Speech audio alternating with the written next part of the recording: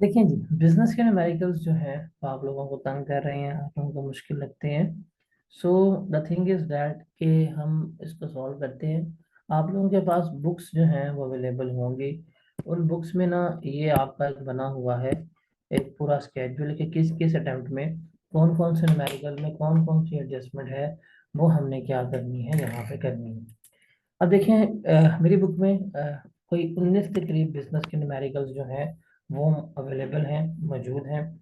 इसमें से ये वाले जो पांच न्यूमेरिकल्स हैं ना, ये वाले पांच न्यूमेरिकल्स, न्यूमेरिकल नंबर 15, 16, 17, 19, मतलब ऑटम 21 का, स्प्रिंग 22 का, ऑटम 22 का, स्प्रिंग 23 का, ऑटम 23 का, ये वाले जो हैं ये मैं आपको कंप्लीटली प्रॉपरली जो है वो सॉल्व करवाऊंगा 110% विद अ फॉर्मेट।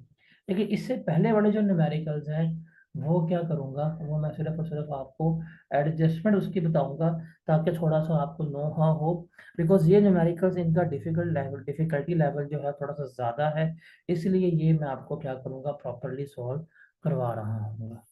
ठीक है। अब ये आपके पास ना ये टेबल बुक में मौजूद है, ये टेबल आपके पास होना चाहिए। इसमें पता हो कि आपको क्या है, कैसे है, किस तरह से, कौन कौन सी डिफिकल्टी उसने पूछी है, किस न्यूमेरिकल में कौन सा की कंसेप्ट ट्राई हुआ है। वो मतलब स्प्रिंग 10 में डिविजिबल इनकम की कैलकुलेशन जो है वो पूछी गई है। स्प्रिंग 12 में income from profit and loss account है, सेग्रीगेशन ऑफ इनकम है। फिर जैसे स्प्रिंग 15 में बैड डेट्स वाला चीज़ उसने पूछी है। ऑटम 18 में सिक्योरिटीज व्हीकल नॉट लाइन पर हाई का जिक्र है। उसके बाद ऑटम 22 में हमारे पास जो है मिनिमम टैक्स का, एक्सचेंज ऑफ एसेट्स का, पार्टली यूज एसेट्स का जिक्र है। ऑटम 23 में point of sale, amortisation, foreign exchange penalty, तो सारे आपको यहाँ पे बता दिए किस किस कंसेप्ट में, किस किस अटेम्प्ट में कौन कौन सी चीज़ जो है वो इसने डिस्कस आउट की हुई है। तो ये आपके लिए इंपॉर्टेंट है। तो इसमें जो मुश्किल वाले क्वेश्चन है वो मैं आपको कंप्लीट सॉल्व करूंगा, 110% कंप्लीट सॉल्व करवाऊंगा। बाकी जो है वो मैं क्या करूंगा, आपके साथ डिस्कस करूंगा। तो आपको भी ये पढ़े हैं तो ये सिर्फ इसको आपने अपने माइंड में रखना है और इसकी बेसिस पे सारा आपने सॉल्व करना है। तो पहले हम सवाल करते हैं। अब ये बिजनेस और एओपी के सवाल हमारे एक साथ ही होंगे। पहले हम देखते हैं, स्प्रिंग 2010 का सवाल है। Date is Suhail, Khalid and Qazi are members of an AOP. एक एओपी के ये मेंबर्स हैं। And share profit and loss the ratio of 2:2:1। और इस रेशियो में क्या कर रहे हैं, अपना प्रॉफिट एंड लॉस जो है वो शेयर कर रहे हैं। The principal activity of the AOP is trading of various products. Principal activity क्या है, वो वेरियस प्रोडक्ट्स की ट्रेडिंग में इन्वॉल्व है। उसकी क्या कर रहे हैं, उसकी तजारत कर रहे हैं। कहते हैं जी, following are the details of annual income या loss of the AOP and its member for the tax year 2018। The AOP suffered loss before tax of rupees 1.5 million, कि उसका ये लॉस बिफोर टैक्स है 1.5 मिलियन का। The loss has been arrived at after adjusting rental income earned by AOP। मतलब जो rental income थी वो हमने बीच में एडजस्ट करने के बाद क्या हुआ, लॉस आया है। अब रेंटल इनकम उसने हमें बता दी है कितनी थी। रेंटल इनकम हमारे पास 2 मिलियन थी। उससे रिलेटेड एक्सपेंसेस हमारे प्रॉपर्टी टैक्स हुए हैं, डेप्रिसिएशन है, और नेट रेंटल इनकम हमारी ये बनती है 1.502500। कहता है no tax was withheld on rental income on trading activity. हमने कोई किसी किस्म का टैक्स जो है वो विदहेल्ड नहीं किया था। फिर कहते हैं expenses debited to profit and loss account include the following amounts paid to the member of AOP। कि हमने ये अमाउंट्स जो हैं ये एओपी के मेंबर्स को पे किए हैं, और हमने इसको भी क्या किया हुआ है, शामिल किया हुआ है। मतलब सुहेल को हमने सैलरी पे की है, खालिद को पे की है, इनको इंटरेस्ट ऑन कैपिटल तीनों को पे किया है, ठीक है। फिर है, Suhail earn rupees 1.8 million from another business of which he is the sole proprietor. वो सुहेल जो है उसने 1.8 मिलियन अर्न किया है किस बिजनेस का, जिसका वो इकलौता अकेला मालिक है। Khalid receive an amount of rupees 255,000 as share of income after tax from another AOP. उसको किसी और एओपी से भी इनकम का शेयर मिला है He also earned income of rupees 1.9 million from a sole proprietor concern owned by him. उसको एक और इनकम मिली है बिजनेस की, वो कितनी है? 1.9 मिलियन है. Kazi runs a part-time business. His gross revenue is rupees 1 million, whereas total business expenses are 150,000. He also pays taxes in advance amounted to rupees 1 lakh का उसने टैक्स पे किया है. रिक्वायरमेंट है, हमने taxable income and tax liability निकालनी है AOP की और उसके हर एक मेंबर की. तो ये हमारा सवाल है. इस सवाल को जल्दी से रीड आउट कर लिए, हम इसको फिर सॉल्व करते हैं. शाबाश, जल्दी से रीड आउट करें, स्क्रीन पॉज करके इसे फिर हम सॉल्व करते हैं.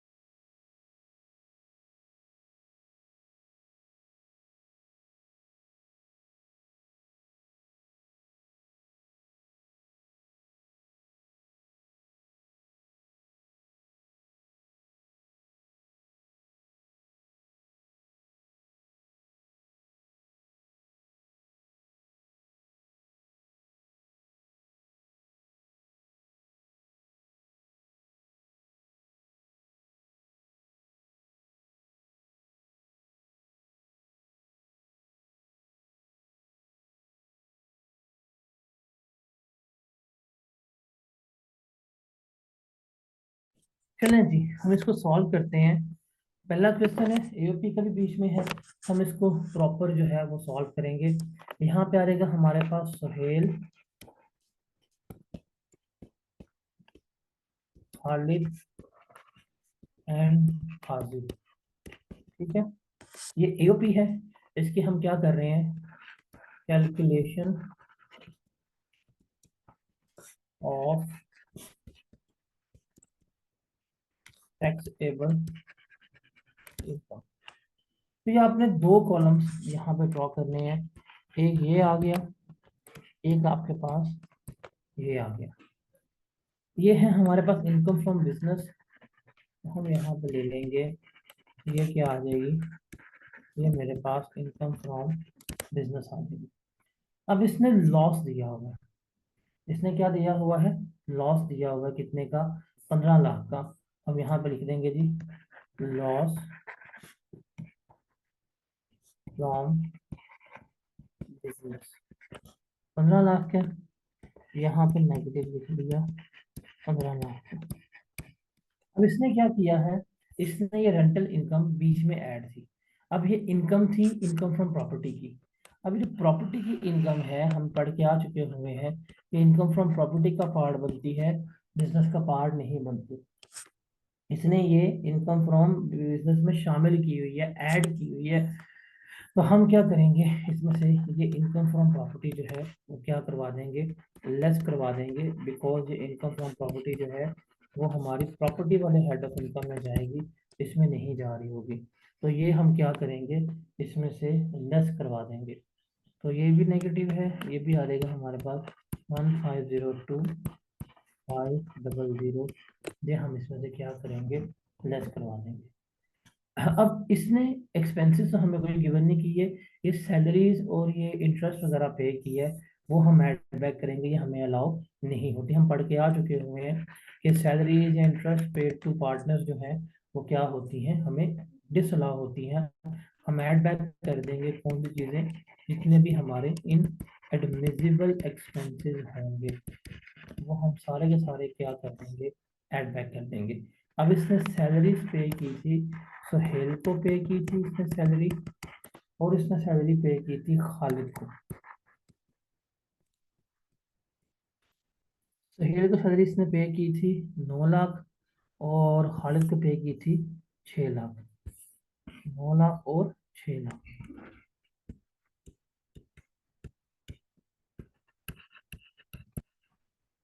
उसके बाद इसने इंटरेस्ट पे किया था सुहेल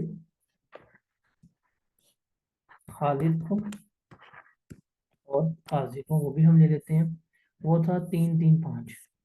यहाँ लिख लेंगे 3 आ जाएगा 3, क्या आ जाएगा हमारे पास 5। हम इस सबको ऐड करेंगे, 9 और 6 15, 15 और 6 21 और 5 26 बनता है। तो 26 लाख जो है वो हमारा क्या हो जाएगा, ऐड बैक हो जाएगा इसमें। और तो कुछ भी नहीं था। इसको जरा सॉल्व करके बताएं हमारी नेट इनकम कितनी आ रही है। 15 लाख, ये दोनों नेगेटिव हो जाएंगे, कितने हो जाएंगे ये, क्या करें, -1.5 मिलियन -1502500, क्या जवाब आता है।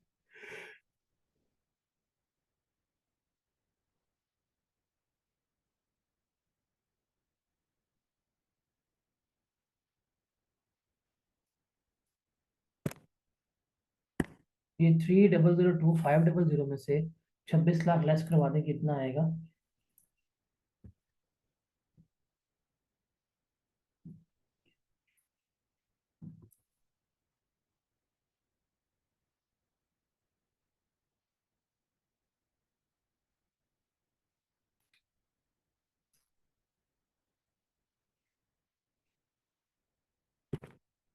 $402,500, ये नेट लॉस बनता है इसका।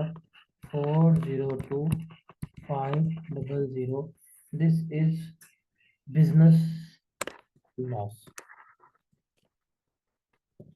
इसका बिजनेस लॉस है वो कितना बन रहा है, 402,500 जो है वो क्या बन रहा है, बिजनेस लॉस बन रहा है।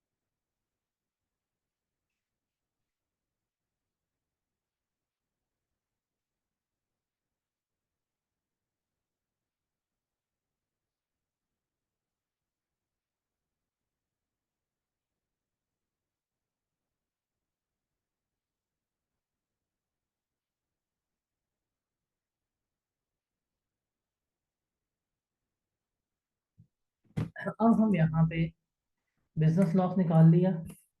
अब हम यहाँ पे कैलकुलेट करेंगे इसकी इनकम फ्रॉम प्रॉपर्टी, जो इसका सेकेंड हेड ऑफ इनकम है। रेंटल इनकम है, प्रॉपर्टी टैक्स है, वो हम यहाँ पे लेके चलेंगे, इनकम फ्रॉम प्रॉपर्टी।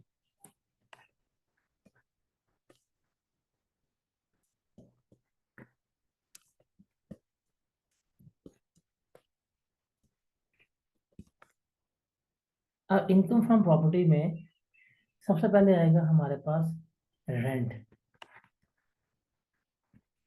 रेंट इसने हमें यहाँ पे गिवन किया हुआ था 2 मिलियन का।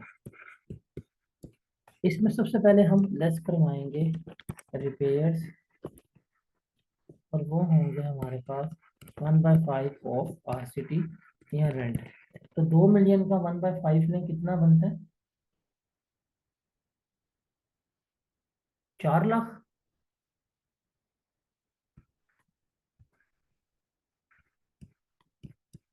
4 लाख जो है वो हम लेस करवा देंगे यहाँ पे रिपेयर्स का। उसके बाद हमारे पास है प्रॉपर्टी टैक्स, कितना पे किया था इसने, 40,000, वो भी हम इसमें से लेस करवा देंगे।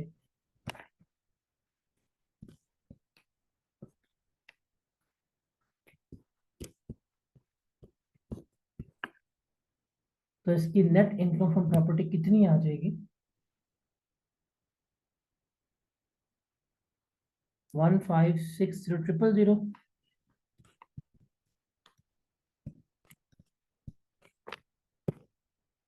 अब देखें, बिजनेस का लॉस जो है वो प्रॉपर्टी से जाके एडजस्ट हो सकता है। तो ये लॉस है, ये गेन है, ये सेट ऑफ हो जाएगा। तो इसकी टैक्सेबल इनकम कितनी आएगी एओपी की, जरा बताएं। प्रॉपर्टी में गेन है, बिजनेस में लॉस है, नॉर्मल बिजनेस का लॉस सेट ऑफ हो सकता है, तो कितना आएगा,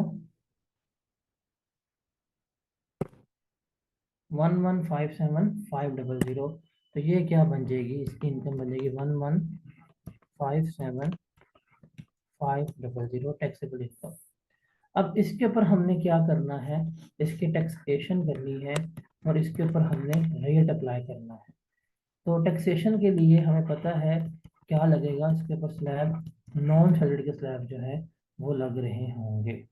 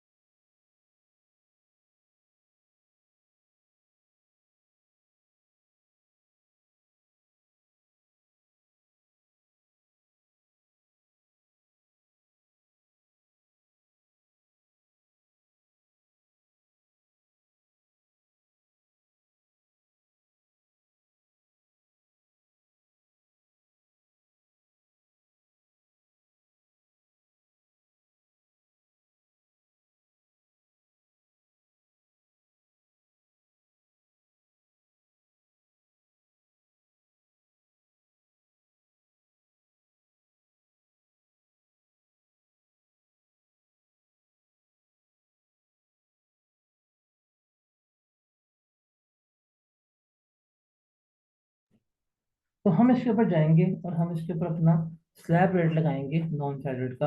आपके पास बुक में जाएंगे तो बुक में आपके पास स्लैब रेट्स गिवन होते हैं, वैसे पेपर में भी आपको आखिरी पेज के ऊपर जो आएगा आपका एग्जाम, उसके ऊपर आपको ये गिवन होगा। तो आप क्या करेंगे, आप नॉन सैलरीड वाले पे जाएंगे और ये थर्ड स्लैब में जो है फॉल कर रहा होगा। ठीक है, अब ये है आपके पास 1157,500। अब चूंकि ये थर्ड स्लैब में फॉल करेगा तो जो 8 लाख से अबव इनकम है उसके ऊपर हम लगाएंगे 15%। और यहाँ पे आएगा हमारे पास फिक्स कितना आएगा, 15,000 आ रहा होगा। तो ये मेरे पास आएगा, 8 लाख से अबव बनता है ये 357,500। तो 357,500 का अगर हम 15% लें कितना बनता है, 53,625, 53,625 बनता है। इसको टोटल कर ले तो कितना टैक्स आएगा, 6,8,625 जो है वो क्या होगा, आपका टैक्स आ रहा होगा, ये आपने पे करना है। ठीक है, अभी टैक्स आ गया। ये टैक्स किसने पे करना है, this is the tax liability. और ये टैक्स लायबिलिटी किसने पे करनी है, ये टैक्स लायबिलिटी जो है ये एओपी ने खुद पे करनी है। किसने पे करनी है, जो एओपी है उस एओपी ने खुद से ये टैक्स लायबिलिटी क्या करनी है, पे करनी है। एओपी ने खुद देना है टैक्स। डन। अब इसके बाद हमारे पास क्या आती है, इसके बाद हमारे पास आती है डिविजिबल इनकम। अब डिविजिबल इनकम का मतलब क्या होता है, डिविजिबल इनकम का मतलब है कि ये जो हमारे पास इनकम थी दैट वाज 1157,500, इसमें से क्या किया जाएगा, टैक्स पे करके जो रिमेनिंग होगी वो मेरे पास क्या होती है, वो मेरी डिविजिबल इनकम जो है वो शुमार हो रही होती है। अब यहाँ पे चूंकि एओपी के टैक्सेशन तो हम सीख के आ चुके हुए हैं, अब यहाँ पे जो प्रॉफिट की डिवीजन है ना, उसको जरा मैं आपको बता देता हूँ कि हमारा शेयर फ्रॉम प्रॉफिट जो है वो कितना होगा। वो हमने क्या करना है, वो हमने यहाँ पे देखना है। तो यहाँ पे आ जाएगा मेरे पास सुहेल, यहाँ पे आ जाएगा खालिद, और यहाँ पे आ जाएगा काजी, और यहाँ पे आ जाएगा टोटल। हमने इनको सैलरी पे किया, हमने इनको प्रॉफिट पे किया, मतलब इंटरेस्ट, सॉरी प्रॉफिट कह रहा हूँ, हमने इनको इंटरेस्ट पे किया। उसके बाद हम यहाँ पे ले लेंगे कि इनका शेयर कितना बनता है, शेयर ऑफ एओपी। अब डिविजिबल इनकम कितनी है हमारी, 1157,500, माइनस करेंगे इसमें से हम 68,625। कितना जवाब आएगा जरा बताएं। 108,875, ये वो रकम है जो हमने मेंबर्स में क्या करनी है, तकसीम करनी है। डन। अब हम यहाँ पे लिख देंगे 108,875, ये टोटल शेयर फ्रॉम एओपी है, जिसको हमने क्या करना है, डिवाइड करना है। अब इसमें से जो हम ऑलरेडी दे चुके हैं वो सैलरीज दी थी 9 लाख की और 6 लाख की, ये आ गया जी 9 लाख की सैलरी गई थी सुहेल को, और 6 लाख की सैलरी गई थी हमारी खालिद को। तो सैलरीज के बाद में हमने कितना पे किया, काजू ने कुछ नहीं दिया था, सैलरीज के बाद में हमने पे किया हुआ है 15 लाख का। ठीक है। फिर इंटरेस्ट की मद में हमने कितना पे किया, 3 3 5, हम यहाँ पे लिख लेंगे। इंटरेस्ट हमने पे किया है, इसको भी 3 पे किया है, इसको भी हमने 3 पे किया है, और इसको हमने कितना पे किया है, 5 पे किया है। तो इंटरेस्ट में हमने 1.1 मिलियन दे दिया हुआ है। अब जरा यहाँ पे ध्यान से देखिएगा, हमने शेयर फ्रॉम एओपी में इतने पैसे देने थे, हम इतने पैसे इनको दे चुके हैं, तो इन दोनों को जमा करें, ये बनता है 26 लाख। 26 लाख दे दिया है, देना हमने था 1088875, हमने कितना ज्यादा दे दिया जरा बताएं।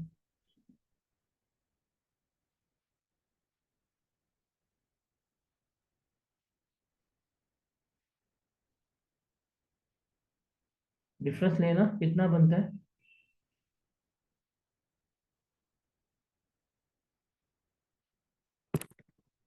15,111,125, ये नेगेटिव है। 15,111,125, ये हमने नेगेटिव है, इनसे हमें पैसे क्या करेंगे, वापस लेंगे। अब इसको प्रपोर्शन कर लें आप, 15,111,125, इसको मल्टीप्लाई करें 2/5 से, then क्या जवाब आता है,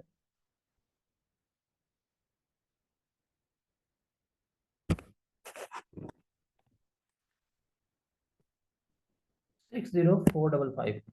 तो बैलेंस जो है, जो हमने यहाँ पे अब चार्ज करना है इनसे, बैलेंस है हमारा 2:1 में। तो कितना आएगा, 60,4,450। लेस करवा देंगे हम, 60,4,450, ये भी हम 60,4,450 हम इसमें से लेस करवा देंगे। और बाकी कितना, इसको कितना जाता है, 1/5 है, 120,890, नहीं गलत आ रहा है ये, 6 और 6 12। अब ये इसमें से दोनों लेस करवाना, 60,450 प्लस 60,450, इसको 155,125 से लेस करें, बैलेंसिंग अमाउंट कितनी आती है जरा यहाँ बताएं। यहाँ बैलेंसिंग अमाउंट कितनी आएगी,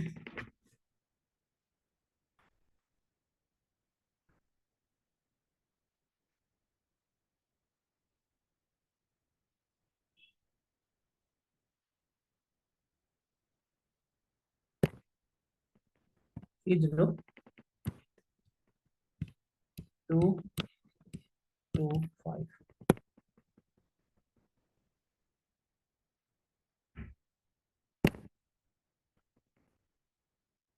302,125।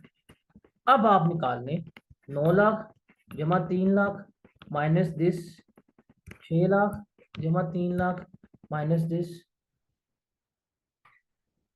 5 लाख माइनस दिस। तो आपको आ जाएगा कि इनको हमने कितना शेयर फ्रॉम एओपी जो है वो लेना है।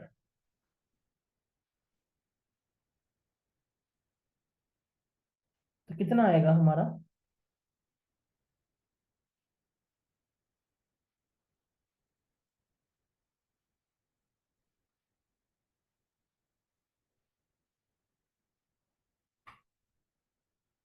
सोहेल का कितना आएगा हमारे पास? सोहेल का आएगा हमारे पास, जिसको हमने शेयर फ्रॉम एओपी दिया 495,550। काजिया कितना है, खालिदा कितना आएगा हमारे पास?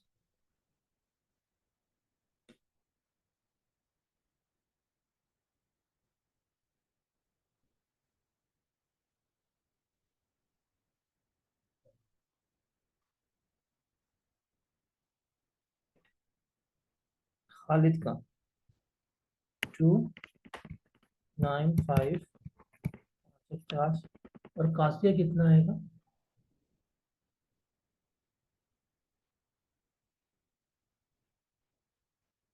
197,875।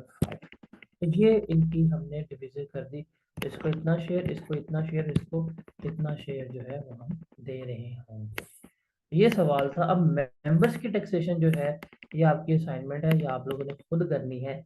सहेल के पास दूसरी इनकम बिजनेस भी है, काजी के पास भी इतनी है, खालिद के पास भी इतनी है। जब आप उनका रेट निकाल रहे होंगे ना, बस मैं आपको यहाँ पे ही एक क्लियर बता देता हूँ। जब हम मेंबर की टैक्सेशन करेंगे तो मेंबर की टैक्सेशन करते हुए हम शेयर फ्रॉम एओपी ऐड करते हैं रेट पर्पस के लिए। वो जो शेयर फ्रॉम एओपी लेना है ना, वो आपने इसके ऊपर बेस करते हुए लेना है। इसके ऊपर ये जो है ना आपके पास, जो इसके ऊपर रेट लग रहा होगा वही आपने इनकम जो है वो उसकी लेनी है। ठीक है।